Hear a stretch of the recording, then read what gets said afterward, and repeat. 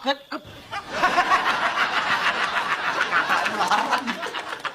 Rangkepan ora wong iki. Masalah lho kok iso tiba.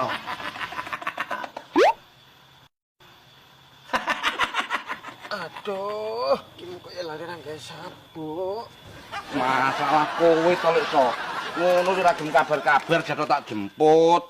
Tak kabarono paling mbok jane. Wong kowe dhewe lali karo Pak Like. Ya ora mungkin to wong karo Pak Lik kok lali piye to. Wis no, aja mbok goteli aku sing mlaku dhewe. Dan masuk ke wangi ngono ku lho Di. Cilik ireng mereng ya.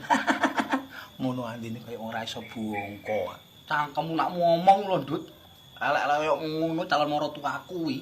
Lah raimu calon mantu nyapa werene ra nggo apa-apa. Wes saiki ndodok sing penak Lik.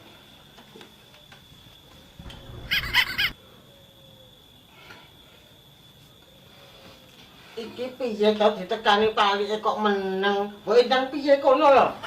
Oh, ya Lik, tenang tak jukune sarapan. Tak ewangi ya, Pak No. Ora usah. Piye to kandhe mangkorane pener iki? Penak awakmu, Mbah. Lagi teko wis diopeni apik. Kene sing teko isuk utuk-utuke dijiarne kok. Sembarang iki nggawa perbawa le. Kok sing teko Mbah Karso. Yah, wong wis padha bingung arep ngene apa-apa. Jajal lek sing teko kowe. Paling padha bingung arep ngene botol. Lah botol nggih apa to, Mbah?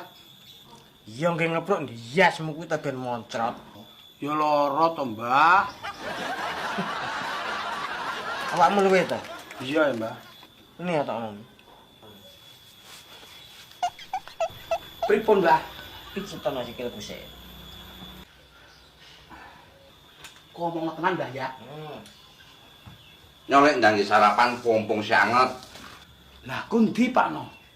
Sing mateng jelake sak piring tok, Ndut. Piye to, Di? Adang sak dandang sing mateng kok gur sak piring tok. Nek gak galino apa ya enek? Lah yo. Ya wis tak ngono tak pangane sik ya, No. Ya, Lik. Lah iya, awakmu kok malih kuru kaya ngono kuwi jane kena apa to, Lik? Aku 3 wulan iki kan nglakoni poso to, No.